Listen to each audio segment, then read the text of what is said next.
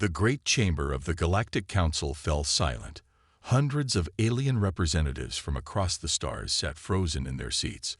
They stared at the holographic display, showing the latest planet to fall to the Zekthori Empire. High Counselor Vexillar, with skin the color of pale blue crystal, rose from his seat. His forearms trembled slightly as he addressed the gathering. "This marks the third peaceful civilization lost in less than one stellar cycle," he said. His voice was calm, but everyone could hear the fear beneath it. The Zekthori showed no signs of stopping their advance. Murmurs spread through the chamber. The Zekthori were not like other species in the galaxy. They did not want trade or knowledge. They wanted only to conquer. "We must find new allies," said Ambassador Pelna, her tentacles waving in agitation.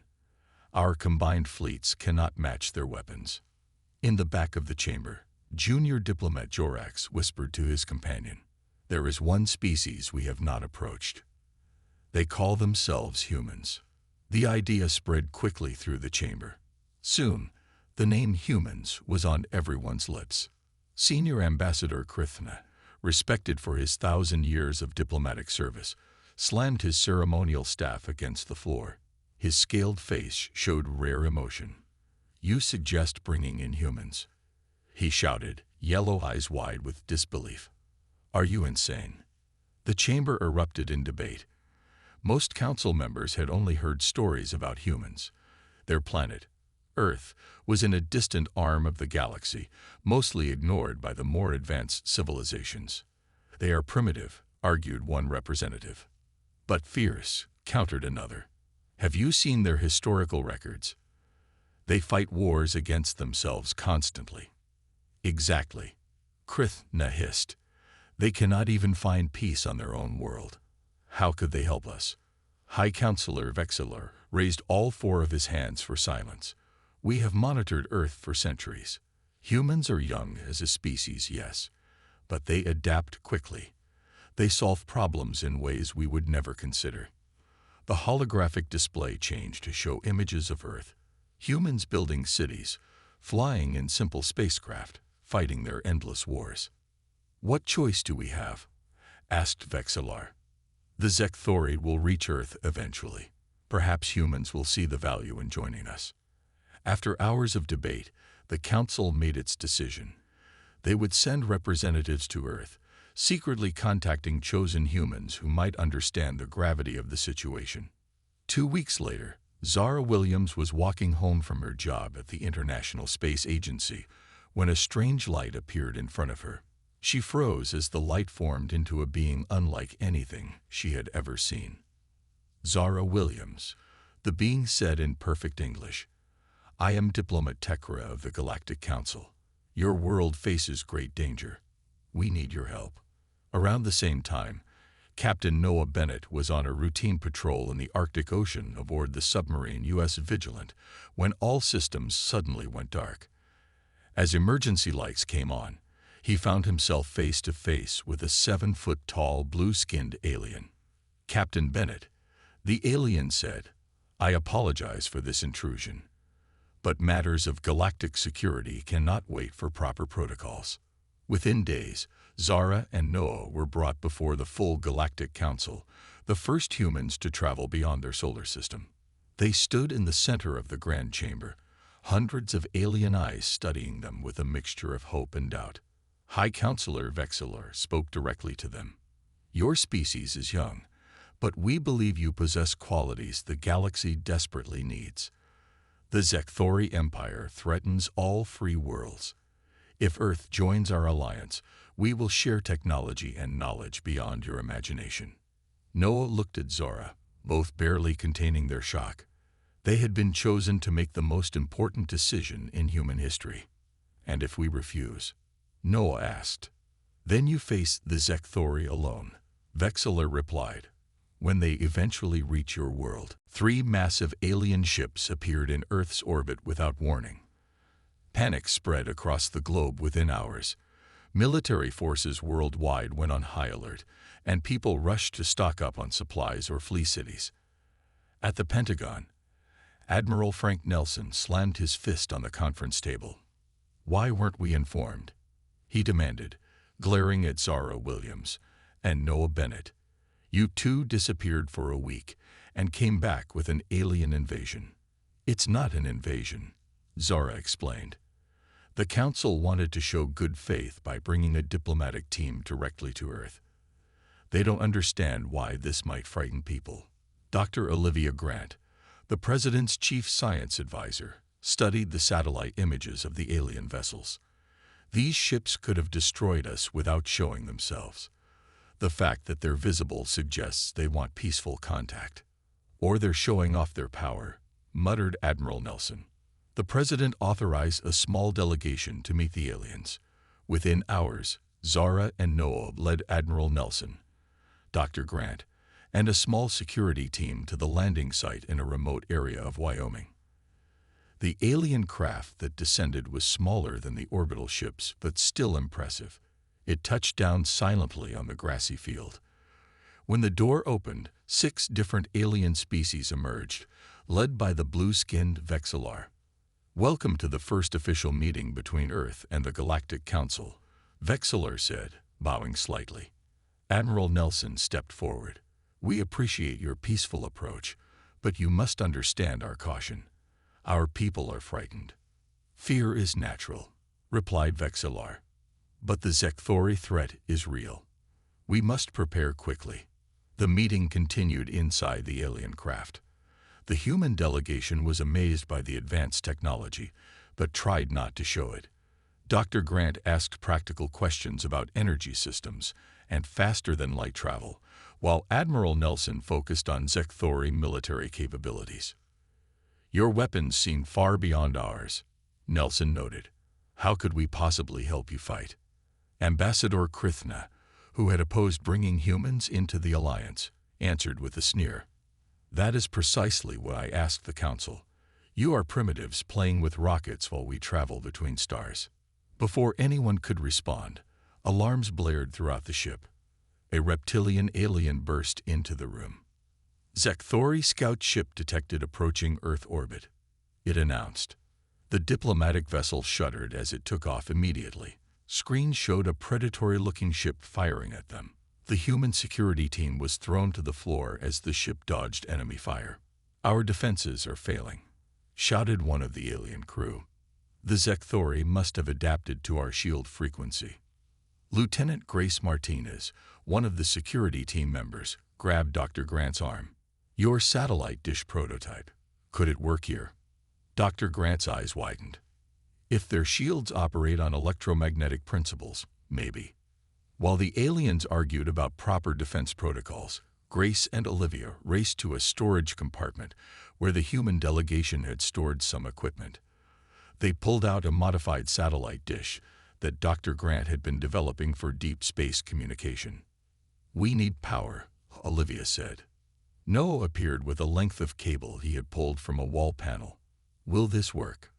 Working frantically, they connected the dish to the alien power system using the cable and some duct tape from Grace's pocket. The aliens watched in confusion as the humans jury-rigged their technology. What are you doing to our systems? Ambassador Krithna demanded. You'll kill us all. Trust us, Grace said, adjusting the frequency on the dish. When the Zekthori ship came around for another attack, Olivia activated her device. It sent out a pulse that disrupted the enemy ship's sensors. The Zekthori vessel suddenly veered off course, its weapons firing wildly into empty space. They're blind. Noah shouted. It worked. The alien crew stared in shock at the humans and their improvised defense system. Just a satellite dish, alien power cables, and duct tape. Ambassador Krithna's mouth hung open. How did you? Admiral Nelson smiled. Humans are good at thinking outside the box when our backs are against the wall. You might find that useful in your war. The aliens looked at each other with new expressions, a mixture of hope and concern about exactly what they had brought into the galaxy. 1 week after the Zekthori attack, Earth's military leaders gathered with the Galactic Council representatives in a secure underground facility. Maps of the galaxy filled the large screens around the room, with red markers showing Zekthori-controlled territories. Colonel Jeffrey Lawrence walked to the center of the room. He had spent 20 years in military strategy before this assignment. Now he was planning humanity's first interstellar war. "We've studied the battle records you provided," he said to the aliens. "The Zekthori always used the same attack patterns. They're predictable." Ambassador Krithna huffed. "They are predictable because they follow the proper rules of space warfare. All civilized species do." "Rules of warfare?" Admiral Nelson looked confused. "What does that mean?" High Counselor Vexilor explained. "For thousands of years, galactic conflict has followed established protocols. Ships engage at agreed distances. Civilian targets are avoided. Command structures are respected." The human officers exchanged looks of disbelief. "That's your problem," Colonel Lawrence said. "War isn't about following rules. It's about winning." He pointed to a cluster of stars on the map. "This nebula near Zekthori territory. What's it made of?" A purple-skinned alien consulted a device. "Hydrogen and various metals." "Why does this matter?" "Because it could be a weapon," Lawrence replied. "With the right electrical charge, we could ignite sections of it. Create a trap." The aliens looked horrified. "Use a natural formation as a weapon. That violates at least 3 galactic treaties. The Zekthori are conquering entire planets and you're worried about treaties?" Noah Bennett asked. In another part of the facility, engineer Samantha Kelly was examining pieces of recovered Zekthori technology. She had noticed something strange when testing Earth metals against their shield systems. "Try it again," she told her assistant. "Use the aluminum first, then the iron." They placed samples against the shield generator. The aluminum did nothing, but when the iron touched it, the shield flickered. "I knew it," Samantha exclaimed. "Their shields have a resonance weakness to certain Earth metals. Simple iron disrupts the field." She rushed to the meeting room, interrupting Colonel Lawrence's presentation about ambush tactics. "I found something," she announced. "The Zekthori shields. They react badly to iron. It's one of the most common elements on Earth, but apparently rare in their part of the galaxy." Dr. Grant quickly understood. "If we could create iron-based projectiles, we could penetrate their shields," Samantha finished. "Their invincible defense isn't so invincible after all." The aliens stared at the humans in shock. For decades, the Zekthori shields have been considered unbeatable. Yet these newcomers had found a weakness in days. "This changes everything," Vexilor said slowly. "But how do we deliver iron weapons against their main fleet?" Colonel Lawrence smiled. "Now that's where my battle plan comes in." He outlined a strategy using hidden attacks, fake retreats, and psychological warfare, concepts alien to the council races, who fought wars with formal declarations and direct approaches. "We won't just attack their ships," Lawrence explained. "We'll attack their confidence, their command structure, their sense of security." Ambassador Krithna looked disturbed. "This is not how civilized beings conduct war." "With respect, Ambassador," Admiral Nelson replied, "the Zekthori don't care about your civilization. They want to destroy it. Sometimes you need to fight fire with fire." As the meeting continued, Earth's approach to warfare both fascinated and disturbed the aliens. Humans suggested strategies no council species would ever consider: hiding ships in sensor-dead zones, using civilian-looking vessels as disguised weapons platforms, creating false communications to confuse enemy commanders. Vexilor pulled Noah aside after the meeting. "Your people think differently than any species I've encountered," he said. "It frightens me, but perhaps that's exactly what we need right now." Noah nodded. "Humans have a saying, necessity is the mother of invention. When our backs are against the wall, we get creative." "Let us hope," Vexilor replied, "that your creativity does not change the galaxy in ways we cannot predict." Again, Major Daniel Wright shouted, "If you move that slowly in real combat, you'll be dead." The training hall on the Galactic Alliance space station was filled with soldiers from 17 different species. They moved through the combat exercise again, trying to match the pace set by the human instructors. A tall, four-armed alien named Grek dropped his weapon in exhaustion. "We have been training for 6 hours without rest. Even our military elites take breaks every 2 hours." Major Wright handed Grek a water bottle. "The Zekthori won't give you scheduled breaks in battle. You need to push past what you think are your limits." It had been 1 month since human forces joined the Galactic Alliance. In that time, Major Wright and his team had completely redesigned the Alliance's training programs, focusing on endurance, adaptability, and quick thinking rather than rigid formations and memorized tactics. Many alien species struggled with the new approach. Some physically couldn't keep up with human endurance levels. Others found it difficult to abandon centuries of military tradition. "Humans are impossible," complained a reptilian officer to Ambassador Krithna, who was observing the training. "Look at them. Private Kelly has a broken finger but refuses medical attention. They barely sleep. Their pain tolerance is frightening."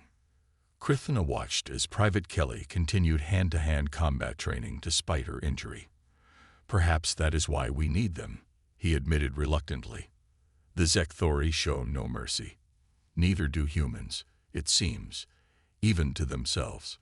In another section of the station, communications specialist Patricia Rodriguez worked with alien technicians on a new battlefield coordination system. The Alliance faced a persistent problem.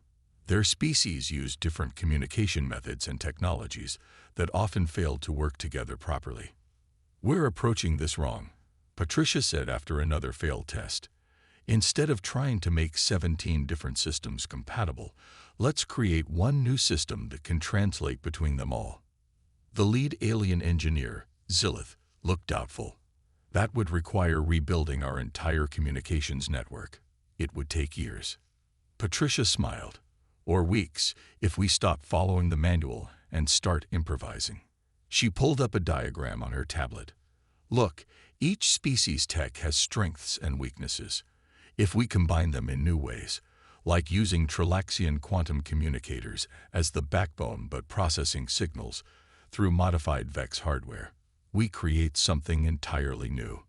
Zilith stared at her design. "This breaks at least 12 technical protocols." "Does it work?" Patricia asked. "In theory, yes. Then who cares about protocols?" 2 weeks later, Patricia's team had a working prototype. For the first time, all Alliance species could communicate seamlessly during battle simulations. A problem the Council had struggled with for decades was solved by humans in less than a month. Meanwhile, on the medical deck, alien doctors watched in fascination as human soldiers underwent physical exams. "Their healing rate is remarkable," noted Chief Medical Officer Telna, studying the results. "And their ability to function under stress exceeds all Alliance species except the Drax." Dr. Olivia Grant nodded. "Humans evolved as persistence hunters. We're designed to keep going when other creatures give up." "And your adaptability to different environments," Telna added.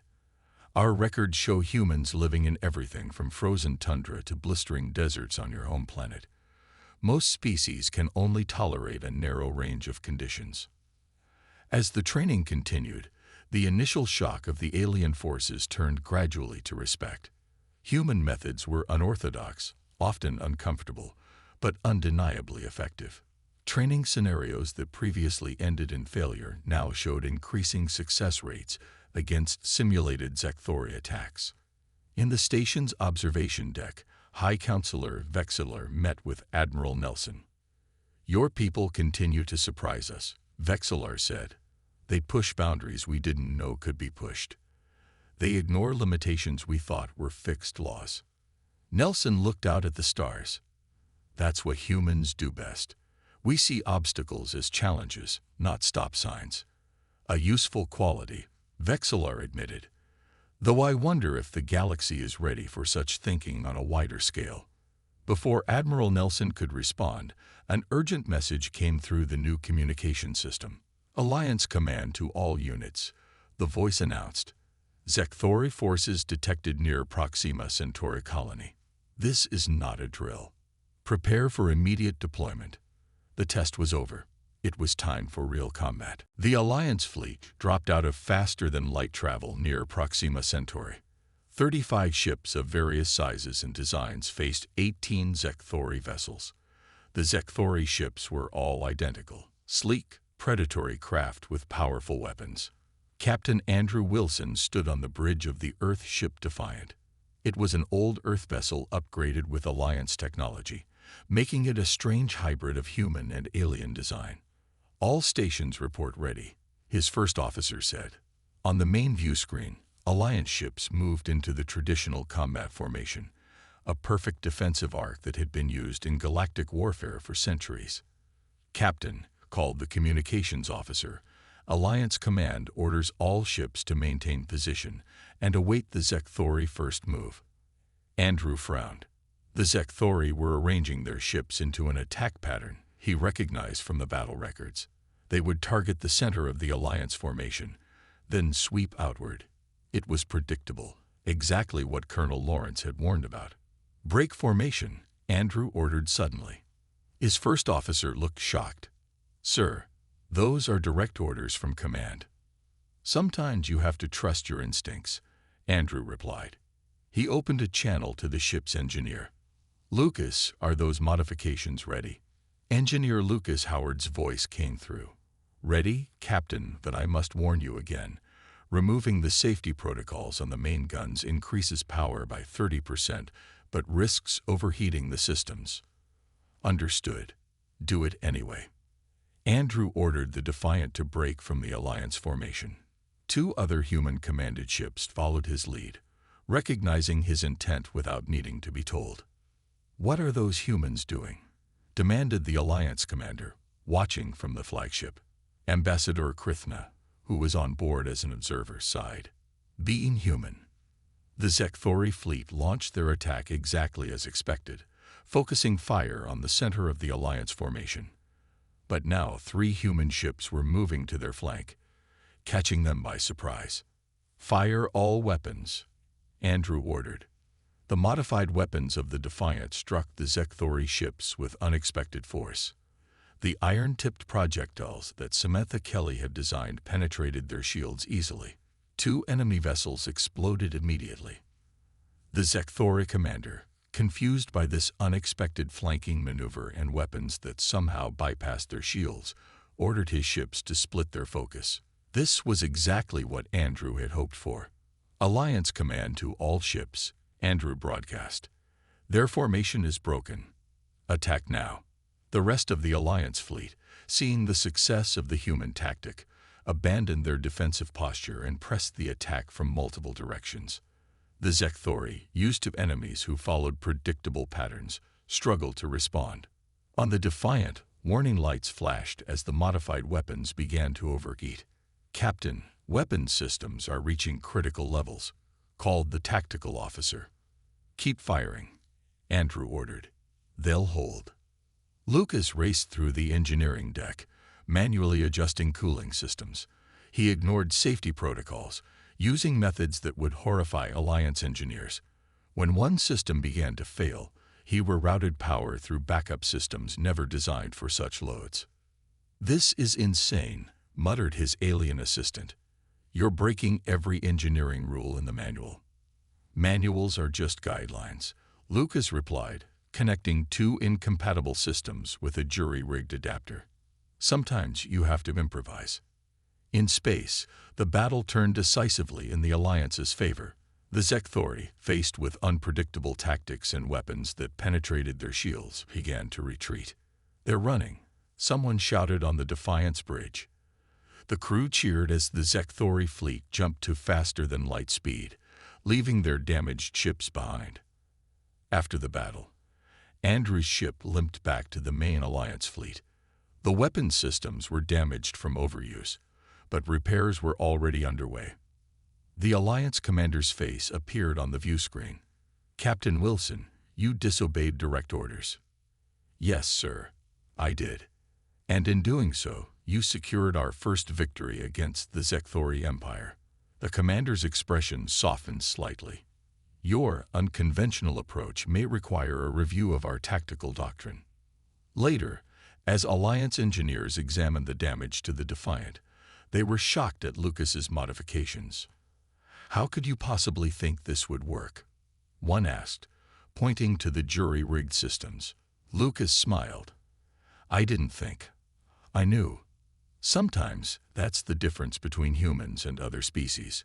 We don't just follow logic, we follow instinct." 3 months after the victory at Proxima Centauri, the war against the Zekthori had changed dramatically. The Alliance had won 4 more battles using human-inspired tactics. Words like calculated risk and creative interpretation of orders were now common in Alliance military discussions.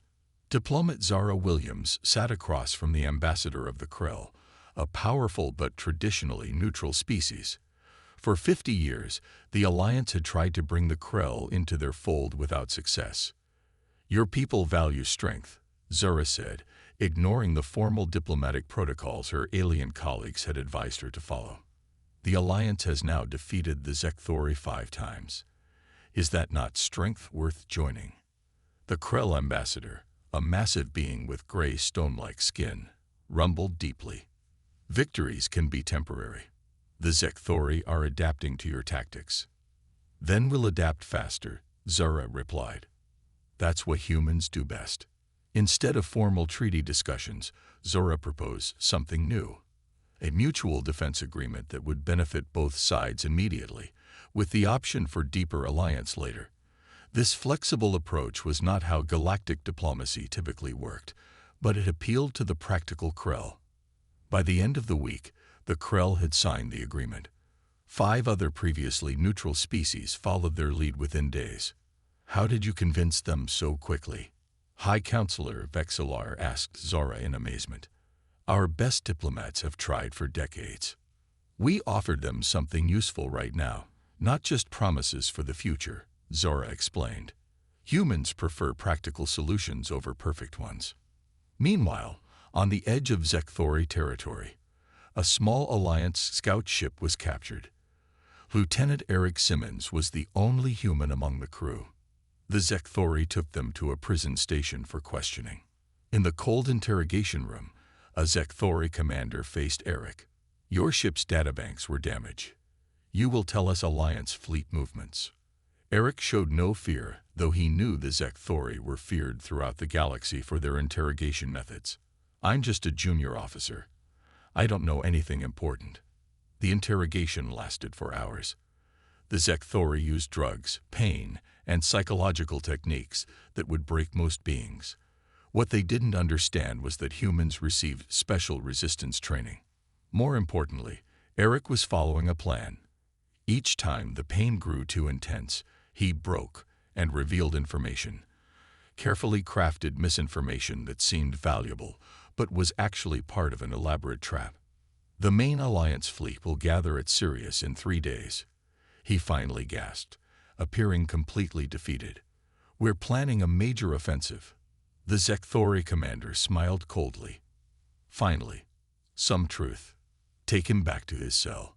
5 days later, the Zekthori attack fleet arrived at Sirius, expecting to find Alliance ships gathering for an offensive. Instead, they found a small group of ships that appeared to be easy targets. "Spring the trap," ordered Admiral Nelson from his hidden position behind Sirius' second planet. Alliance ships suddenly appeared from behind moons and asteroids, surrounding the Zekthori in a perfect ambush. The battle was brief and decisive.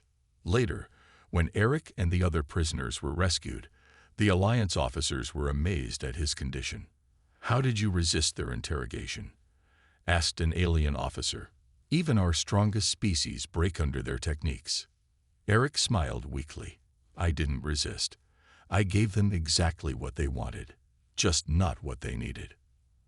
At the next council meeting, Ambassador Krithna watched the human representatives with new respect. "These humans have changed how we fight wars, how we conduct diplomacy, even how we think about the possible and impossible." High Counselor Vexillar nodded. "The Zekthori are retreating on multiple fronts. For the first time, I believe we might win this war. And when we do," Krithna added quietly, "we will have a galaxy where humans have influence. I wonder if we are ready for such a future.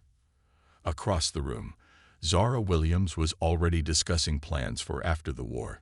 Human concepts like rehabilitation for conquered Zekthori worlds instead of the traditional punishment protocols. The galaxy was changing, one human idea at a time. 1 year after humans joined the Galactic Alliance, the combined fleet gathered at the edge of Zekthori home territory. Over 200 ships prepared for the final assault that would end the war.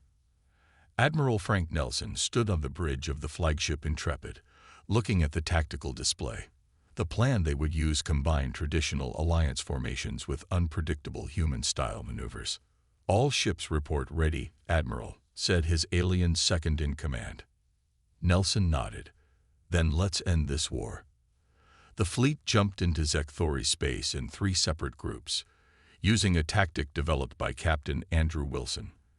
Instead of arriving in a single defensive formation, as the Zekthori would expect, the Alliance ships appeared at 3 strategic points around the Zekthori homeworld. The Zekthori fleet responded quickly, but seemed confused by the Alliance approach. After a year of fighting humans, they could no longer predict what their enemy would do next. "They're dividing their forces," observed High Counselor Vexelar from his position on the command deck. "Just as you predicted." Nelson smiled. When facing multiple threats, most military commanders try to counter each one. The trick is making them divide their strength while we keep ours united.